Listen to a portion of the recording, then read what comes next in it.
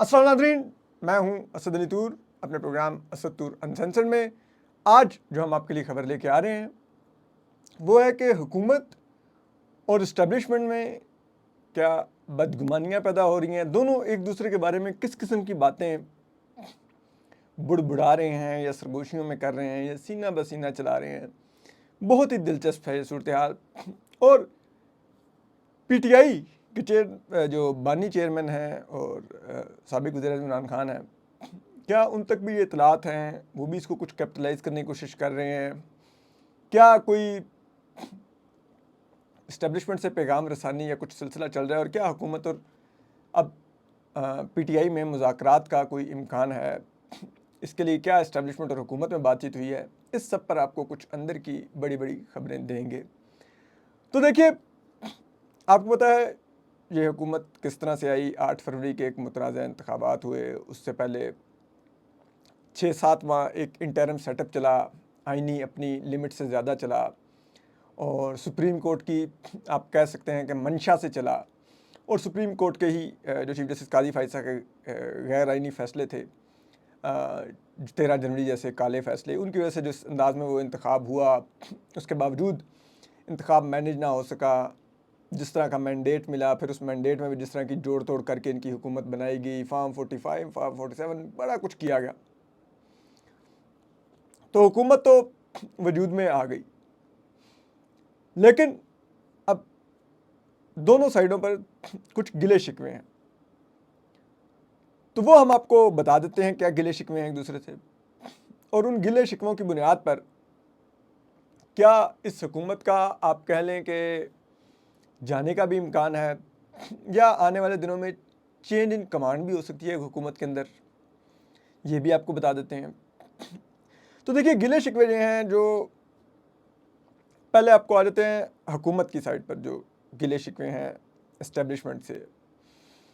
एक तो उनका ये कहना है कि हमने जो वो की तहरीक अदम एतमाद और इमरान खान साहब को निकाला, उसके बाद हम तो इलेक्शन में जाना चाहते थे, हमें इस्टेब्लिशमेंट ने रोका कि आप मत जाइए इलेक्शन में। जनरल बाजवा ने कहा कि नहीं, अभी रुक जाइए, देख लीजिए। फिर ये था कि हमें ये भी उस वक्त आईएसआई की तरफ से कन्वे किया गया कि ये जिसे कहते हैं फौरी इलेक्शन जनरल फैज़ चाहते हैं और वो इसमें बैंक कर रहे हैं किसी तरह इमरान खान आ जाएं और वो दोबारा से आर्मी चीफ़ की रेस में आ सकें, तो आपको बेहतर सूट करता है। तो कहते हैं हमारी अपनी भी यही मुशावरत थी, जरदारी साहब का भी यही मशवरा था, हमारा भी यही था अंदर खानों में कि हमें आर्मी चीफ़ अपॉइंट करना है हर हाल में, अदरवाइज़ तो फिर इस तरीके अदम एतमाद का कोई फ़ायदा ही नहीं। तो कहते हैं हम रुक गए और इस्टेब्लिशमेंट के कहने पे रुके, इस्टेब्लिशमेंट की कंसेंट से रुके, आर्मी चीफ लगाए, सब कुछ किया। उसका हमने बहुत पॉलिटिकल कैपिटल हमारा जला, क्योंकि जो महंगाई हुई, जो मिसमैनेजमेंट हुई, सब कुछ उसकी वजह से हम बहुत अनपॉपुलर हुए। लेकिन हमें इस्टेब्लिशमेंट ने कहा कि आप इस पॉलिटिकल कैपिटल की जलने की फ़िक्र मत कीजिए, हम आपको इसको जिसे कहते हैं ना वो वापस लौटा देंगे। उसके बाद वो कहते हैं कि इंटरिम सेटअप भी सारा का सारा इस्टेब्लिशमेंट की मर्ज़ी का आया, उनके हैंड पिक्ड लोग आए, हमारी मर्ज़ी का एक बंदा नहीं था उस सेटअप में, ना पंजाब में ना वफाक में। और वो इस यकीन दहानी पे था कि उन्होंने कहा था कि हम आपको इलेक्शन मैनेज करके देंगे, इलेक्शन जितवाएंगे। हमने वो भी माना, इलेक्शन हो गए। इलेक्शन के वक्त हमें जो सारी यकीन दहानियाँ करवाई गई थी कि पीटीआई फील्ड में नहीं होगी, उनका इंतखाबी निशान नहीं होगा, जो कुछ इस्टेब्लिशमेंट ने वादा किया था, हमें उन्होंने सुप्रीम कोर्ट से वो लेके दिया। हम इलेक्शन में आ गए इसी यकीन दहानी पे, कहीं तो मामला सेटल जा रहा है।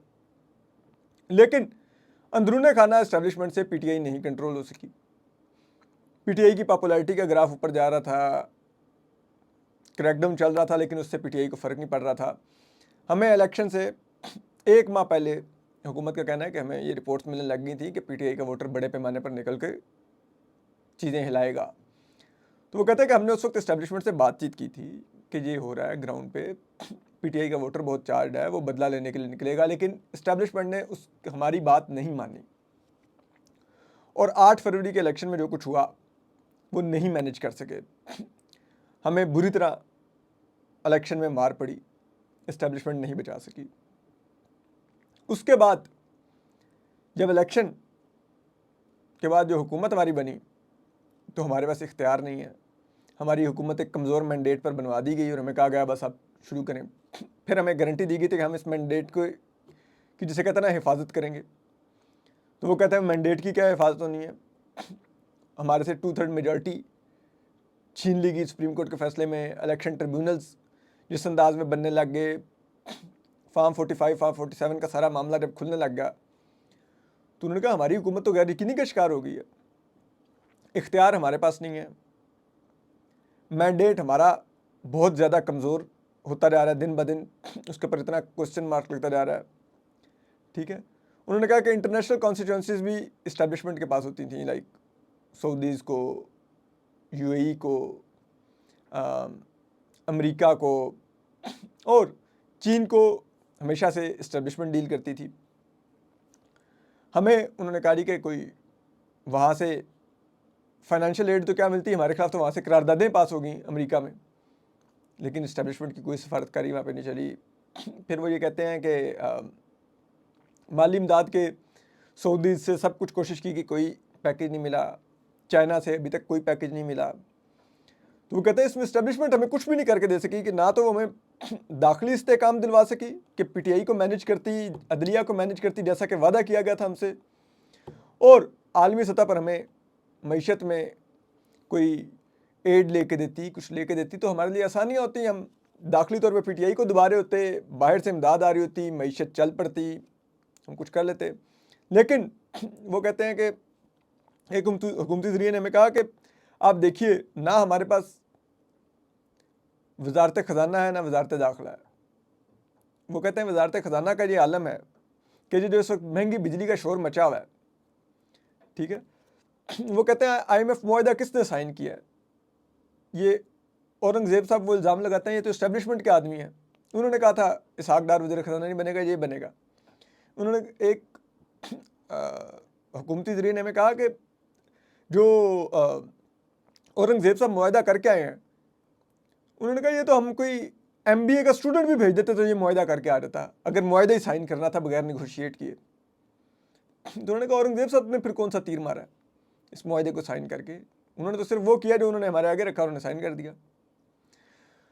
तो वो कहते हैं अब ऐसे में बिजली और सब कुछ इतना महंगाई हो रही है और हालत ये है कि उन्होंने कहा इस हालत में, इस महंगी बिजली के दौर में हमारे पीछे फिर ये IPPs का स्कैंडल ला के खड़ा कर दिया गया है। हमारे पर तनकीद हो रही है जी IPPs को अब जो कैपेसिटी पेमेंट्स कर रहे हैं, और वो ये इल्ज़ाम लगाते हैं कि जो गौहर एजाज साहब हैं ये इस्टेब्लिशमेंट के आदमी हैं, ये इंटरम सेटअप में वज़ीर थे, उन 6 माह इनको नहीं याद आया। एक तरफ इस्टेब्लिशमेंट ने वो हमसे मुआहदा साइन करवाया IMF का, और दूसरी तरफ हमारे पे IPPs का जिसे कहते हैं वो मलबा लाद दिया। अब कहते हैं IMF के मलबे के नीचे दब के सॉरी इस IPPs के मलबे तले दब के हम कहाँ से बिजली सस्ती करके दें, जबकि एक तरफ IMF का मुआहदा हम साइन कर चुके हैं। तो वो कहते हैं सारे के अंदर अब हमें दबाया जा रहा है, और ये तमाम के तमाम वो कहते हैं कि जमात इस्लामी जो आके बैठी हुई है, गौहर एजाज साहब जो बात कर रहे हैं, उन्होंने कहा ये ताने बाने इस्टेब्लिशमेंट तक जाते हैं। तो एक तो हमारे पास इख्तियार नहीं है, हमें कुछ करने नहीं देते, हमें अपनी मर्ज़ी के वज़ीर नहीं लगाने दिए, मईशत हमारे हाथ में नहीं दी, और फिर जब मईशत नहीं चल रही तो सारा मलबा भी हम पे गिरा दिया हुआ है। फैसला साजी का असल फोरम काबीना की जगह SIFC इस्टेब्लिशमेंट ने बनाया हुआ है। लेकिन जिसे कहते हैं जब नहीं बाहर से कोई सरमायाकारी आती तो मुर्द इल्ज़ाम हम ठहराए जाते हैं। तो वो कहते हैं कि ऐसी कंप्रोमाइज जो हुकूमत है उसमें हम ये गुनाह बिल्लज़त में क्या कर रहे हैं। मुझे याद है कि अभी भी हुकूमत के बड़े सीनियर वज़ीर हैं, जो बयानिए हैं PTI पर तनकीद की सबसे, जैसा कहते हैं ना वो धांसू प्रेस कॉन्फ्रेंसेस वो करते हैं, तो उन्होंने इलेक्शन से पहले मुझे एक दिन हम बैठे हुए थे एक पॉलिटिशियन के घर डिनर पे, तो उन्होंने मुझे कहा, उन्होंने कहा सर हम जैसे तैसे ये इलेक्शन तो जीत जाएंगे लेकिन हमारी पार्टी ख़त्म हो जाएगी। ये उन्होंने नून लीग के उस सीनियर वज़ीर ने मुझे कहा था मेरे मुंह पर। और अब तो ऐसा लगता है कि पार्टी इलेक्शन से पहले ही ख़त्म होगी, जो इलेक्शन में पार्टी के साथ हुआ, और उसके बाद जो पॉलिटिकल कैपिटल पार्टी का जल रहा है वो तो पार्टी के पल्ले ही कुछ नहीं बच रहा है इस महंगाई के सब में। ठीक है, आपको याद हो लोड शेडिंग पीपल्स पार्टी खा गई पंजाब में, ठीक है, तो नून लीग को ये महंगाई खाती जा रही है। तो वैसे में वो कहते हैं कि वज़ीर-ए-आज़म शहबाज शरीफ भी बाद मौके पर बहुत फ्रस्ट्रेट होते हैं और वो कहते हैं कि यार अगर मेरे पास इख्तियार ही नहीं है, मैं कुछ नहीं कर सकता, तो मैं हुकूमत छोड़ देता हूँ, किसी और को ले आएँ।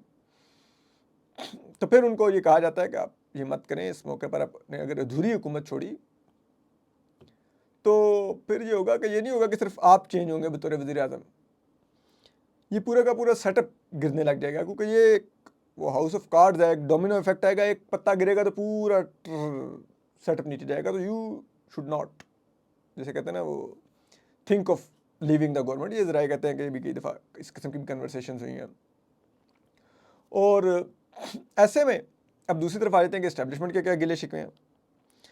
अब इस्टेब्लिशमेंट ये कहती है कि भाई देखो, इनको हमने तहरीक अदम-एतमाद में सब कुछ मैनेजमेंट करके दी, उस वक्त की इमरान खान साहब की हुकूमत के इत्तेहादी तोड़ के दिए, ठीक है, पूरा इनको बना के दिया, इन्होंने इमरान खान को गिराया, उसके बाद हमने इनको सेटल किया। अब मईशत चलाना तो इनकी बात थी। वो कहते हैं कि बड़े बड़े वादे करते थे कि सऊदी अरब से शरीफ ख़ानदान के ज़ाती ताल्लुकात हैं, इमदाद आ जाएगी, यूएई से ज़ाती ताल्लुकात हैं, इमदाद आ जाएगी। मियां साहब इलेक्शन से पहले जिसे कहते हैं सऊदी अरब जा रहे थे शाही ख़ानदान के मेहमान के तौर पे, यूएई में कई दिन रुके रहे और कहा गया कि बड़ी अहम मुलाकातें कर रहे हैं और जैसे ही आएंगे तो कर देंगे। उन्होंने कहा कि ये कुछ भी मटेरियलाइज़ नहीं कर सके। दूसरा वो कहते हैं कि जी इनकी फ़ैसला साजी बहुत, इस्टेब्लिशमेंट कहती है इस हुकूमत की बहुत कमज़ोर है और बहुत स्लो है। स्लो इस टर्म्स में वो कहते हैं कि कोई भी चीज़ जो डिसाइड होती है, शहबाज शरीफ साहब जो इस्टेब्लिशमेंट उनको बताती है कि इस चीज़ को यूँ करने, तो शहबाज शरीफ साहब एग्री करते हैं और फिर कहते हैं कि मुझे लेकिन भाईजान से डिस्कस करना पड़ेगा। भाईजान यानी कि मियां नवाज शरीफ साहब से। तो वो जो इल्ज़ाम लगाते हैं कि फिर भाईजान के मामले में कई कई दिन चीज़ें लटकी रहती हैं, फिर भाईजान की मर्ज़ी पर होता है कि चाचू को इजाज़त मिले कि वो चीज़ करें कि ना करें। तो वो कहते हैं उससे फिर फ़ैसला साजी इतनी स्लो चल रही है कि चीज़ें कई इंप्लीमेंट होते हैं वो टाइम लेती हैं और इतनी देर में जो कई चीज़ें हाथ से निकल जाती हैं। फिर वो ये कहते हैं कि हमने इनको बड़ी मुश्किल से ये इलेक्शन में भी सेटल करके दिया, सब कुछ दिया ये, लेकिन उन्होंने कहा कि पूरी ठीक है, हमने करना था इलेक्शन मैनेज, लेकिन इलेक्शन के लिए कोई कैंपेन तो इन्होंने भी चलानी थी। उन्होंने कहा मियां नवाज शरीफ साहब ने कुल जलसे 7-8 किए पूरी इलेक्शन कैंपेन में। वो जलसों करने के लिए निकले, सड़क पे आवाम को मोबिलाइज तो करते, ताकि हम वोट का फ़र्क इतना कम होता कि अगर हमें मैनेज करना भी पड़ता तो वो इस हद तक की चीज़ें ना करनी पड़ती जो फार्म 45 फार्म 47 का भी किस्सा खुला हुआ है। वो कहते हैं भाई थोड़ा बहुत अगर मार्जिन होता तो बड़ा इजीली मैनेज हो जाता, लेकिन जब फ़र्क इतना था तो फिर इतना ब्लेटेंट मैनेजमेंट ही होनी थी जो फिर अब लोग डिस्कस कर रहे हैं, अदालतों के सामने स्क्रूटनी में आ रही है, तो हम उसको मैनेज तो कर रहे हैं। फिर तीसरा वो ये कहते हैं कि देखिए ये जो दाखिली इस्तेहकाम है वो इन्होंने लाना था, हमने इनको पीटीआई जेलों में डाल दी, सब कुछ कर दिया, एंटी पीटीआई बयानिया इन्होंने बनाना था। इनसे एंटी पीटीआई बयानिया आज तक नहीं बन सका, ये बयानिए में मार खा रहे हैं और वो भी हमें कह रहे हैं कि आप मैनेज करें। ठीक है, उन्होंने कहा किस हद तक हम मैनेज करें। और फिर तीसरा वो ये कहते हैं कि हम इनको बार बार कहते हैं कि पीटीआई बार बार हमें कहती है इस्टेब्लिशमेंट को कि हमसे डायलॉग करो। वो कहते हैं हम हुकूमत को कहते हैं कि डायलॉग के लिए विलिंग है, दबी हुई है, इस टाइम बाजू हमने इनकी मरोड़ी हुई है, तो पोजीशन ऑफ स्ट्रेंथ हमारे पास है, आप इस मौके पर इनसे डायलॉग का ऑप्शन खोलें ताकि टेम्परेचर नीचे आए। टेम्परेचर नीचे आएगा तो फिर सरमायाकारी भी आएगी, फिर हम सऊदीज़, चाइनीज़ और दीगर से बात कर सकते हैं। क्योंकि अभी वो कहते हैं कि आपके मुल्क में अनसर्टेनिटी इतनी है, क्यास इतना है, पॉलिटिकल इंस्टेबिलिटी इतनी है कि हम कैसे इस डूबते हालात में हम अपना पैसा लगा के डुबो दें। तो कह रहे हैं उसके लिए ये सब कुछ लाने के लिए टेम्परेचर कूल डाउन करना पड़ेगा, और वो कूल डाउन होगा डायलॉग से। आप डायलॉग करें, बातचीत करें, थोड़ा पीटीआई को रिलीफ दें ताकि वो मज़ीद ठंडी हो, सब कुछ हो, और उसके बदले में वो हमें कंसेशंस कुछ दे कि वो कुछ अर्सा प्रोटेस्ट नहीं करेगी, ये नहीं करेगी, ताकि फिर उसके बाद हम जाके ला के दे सकें। ये वो आज तक डायलॉग ही नहीं इनिशिएट कर सके, ये अपनी जगह पे पीटीआई पे गुस्से में बैठे हुए हैं। ये कहते हैं नहीं छोड़ना, अच्छी बात है, इस्टेब्लिशमेंट भी मारे, हम भी इस्टेब्लिशमेंट को कह रहे हैं और मारो, ठीक है। और ये अपने अभी तक 2017 से लेके 2022 तक वाले बदले पूरे करने में लगे हुए हैं कि कोई ज़रूरत नहीं, आप डायलॉग तो ओपन करें पीटीआई से। वो ये करने को तैयार ही नहीं है, ये हमारी तरफ देखते रहते हैं। फिर वो ये कहते हैं कि अब हमने रिसेंटली जो इमरान खान साहब की तरफ से दोबारा आई रिक्वेस्ट, उसमें हमने फिर इस हुकूमती सेटअप को एडवाइस किया कि ये मौका है, आप डायलॉग ओपन कर लें और हमारी आपको सपोर्ट होगी। हम बराह रास्त सामने आके नहीं डायलॉग करेंगे, लेकिन आप डायलॉग ओपन करें और फिर जो होगा वो हम आपको उसमें करते रहेंगे कैटर। अब इसमें भी लेकिन डायलॉग में जो अदम एतमाद है वो भी अगेन हुकूमती साइड पर है। वो ये कहते हैं कि भाई बात ही है कि अगर हम कुछ ऐसा करेंगे, कोई डायलॉग या कुछ, ठीक है, तो वो कहते हैं दूसरी तरफ हालत ये है कि संडे वाले दिन ये जेल खुलवा के तो केपी के चीफ मिनिस्टर की मुलाकातें करवाते हैं। वो जो हामिद मीर साहब ने भी खबर दी है कि केपी के चीफ मिनिस्टर की मुलाकातें करवाते हैं कि जी वो जाएं और इमरान खान साहब से मिलें, और उसके बाद फिर वो पिंडी की भूल भुलैयों में गुम हो जाते हैं। तो वो किससे मिलने जाते हैं रावलपिंडी में? फिर इमरान खान साहब से जेल से मिल के तो कहते हैं रावलपिंडी में तो आपको पता है फिर इस्टेब्लिशमेंट ही बैठी हुई है। तो ये किस नौइयत की मुलाकातें हो रही हैं, क्या उसमें डिस्कस हो रहा है? हमें भी उसमें एतमाद में लिया जाए कि क्या आप कोई अपना अलहदा से भी चैनल खोल रहे हैं, हमें कह रहे हैं हम अलहदा से खोलें, और ये ना हो कि हम अपनी बातचीत आगे बढ़ा रहे हैं और पीछे से कोई डील करके हमारी सारी बातचीत भी डीरेल कर दें और हमें अबैंडन भी कर दें। ठीक है, तो वो इस सारे में एक अदम एतमाद की फ़िज़ा है। उसमें जो अब पीटीआई का फिर जो नज़र आ रहा है कि वो जो खेल खेल रहे हैं इमरान खान साहब और ये, उनको मालूम है कि हुकूमत और इस्टेब्लिशमेंट में अब कुछ ट्रस्ट डेफिसिट पैदा हो रहा है। इस ट्रस्ट डेफिसिट को अब इस्टेब्लिशमेंट को इस मौके पर, जैसे कहते हैं ना वो कैरेट एंड स्टिक की पॉलिसी के तहत, पहले इमरान खान साहब स्टिक यूज़ करते रहे हैं, आर्मी चीफ के ऊपर संगीन इल्ज़ामात, आईएसआई के ऊपर संगीन इल्ज़ामात, सब कुछ फ़ौज के ऊपर संगीन इल्ज़ामात, और अब वो कैरेट ऑफर कर रहे हैं। वो कह रहे हैं देखो फ़ौज तब भी मजबूत रहती है अगर अवाम उसके पीछे खड़ी हो, और 90% अवाम पीटीआई के साथ है। यानी कि वो फ़ौज को कह रहे हैं कि आप अगर हमारे साथ सुलह सफाई कर लें तो आपको ऑटोमेटिकली अवाम की सपोर्ट मिल जाएगी, और अवाम की सपोर्ट मिल जाएगी तो अनपॉपुलर फैसले भी लिए जा सकेंगे। मौजूदा हुकूमत पॉपुलर फैसले तो छोड़ें, अनपॉपुलर छोड़ें, किसी किस्म के फैसले लेने की पोजीशन में, क्योंकि उसके पास अवामी सपोर्ट नहीं है। और वो मज़ीद डरे बैठी है कि अगर कोई मज़ीद अनपॉपुलर फैसले लिए तो आगे पल्ले कुछ नहीं है, तो बिल्कुल ही ख़त्म हो जाएंगे। और वो इस जिसे कहते हैं रिलक्टेंस का शिकार है, तो फिर आप भी उसकी कीमत अदा कर रहे हैं। तो अगर आप चाहते हैं कि कीमत अदा मत करें तो फिर हमारे साथ हाथ मिलाएं और इस हुकूमत को घर भेजें और फिर हमें आने दें। तो वो ऐसे में सब कुछ कर रहे हैं। अब देखें इस्टेब्लिशमेंट क्या करती है, हुकूमत क्या करती है। हुकूमत का तो गिला है कि इस्टेब्लिशमेंट ने अदलिया मैनेज करके दी थी जब इमरान खान को लाए थे 2018 में। ना जिस आसिफ सईद खोसा, ना साकिब निसार के दौर में इमरान खान साहब की हुकूमत को तंग किया गया, ना आसिफ सईद खोसा की, ना गुलजार अहमद, ना उमर अता बंदयाल साहब के दौर में पीटीआई को तंग किया गया। पूरी अदलिया ने इस्टेब्लिशमेंट के प्रोजेक्ट को ओन किया। लेकिन हमारी दफ़ा अदलिया को इस्टेब्लिशमेंट नहीं मैनेज करके दे सक रही जैसे इमरान खान साहब को करके दिया गया था।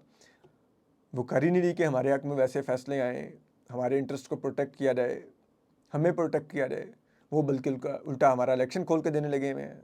वो हमारे मुखालिफ इमरान खान को रिलीफ देने लगे हुए हैं, और इस्टेब्लिशमेंट से कुछ हो रही नहीं है। तो इमरान खान साहब को तो बड़ा अदलिया हाथ बांध के और पूरा खुला मैदान दिया गया था कि वो हमारे ऊपर दौड़ते हुए चढ़ दें और जो मर्जी करते फिर मुल्क में।